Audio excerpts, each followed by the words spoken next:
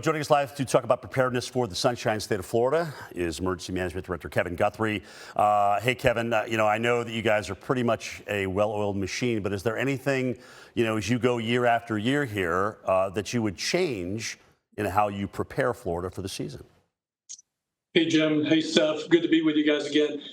The one thing that we're really focusing on more than anything else, Jim, is the message, and what we mean in the message is the why.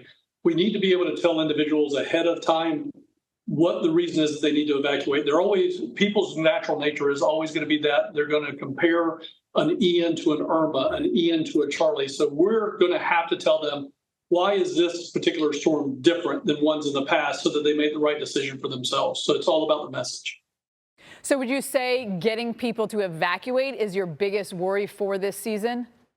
Yeah, absolutely. If we could just get people to evacuate just tens of miles, we no longer have to evacuate like our generation was, Steph and Jim, that we were evacuating hundreds of miles. We just got to get people to evacuate tens of miles.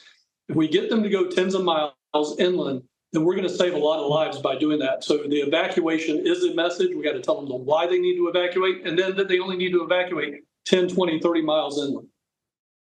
Kevin, we've seen a lot of issues surrounding insurance of late. What is your best advice for residents regarding insurance and the insurance that they have in particular?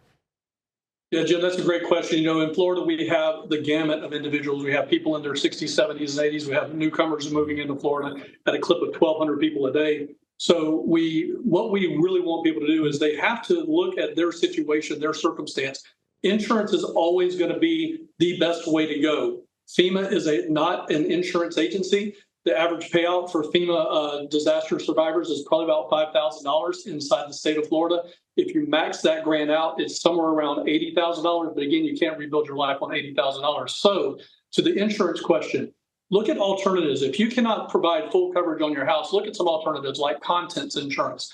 You can get a standard contents insurance policy, much like a renter's policy, inside the state of Florida, both for flood as well as normal perils. And that could cost you $30,000, $40,000, could be $200 a year. So I would encourage people to look at alternatives that are in the market as well as full-blown insurance that's going to cover the entire domicile.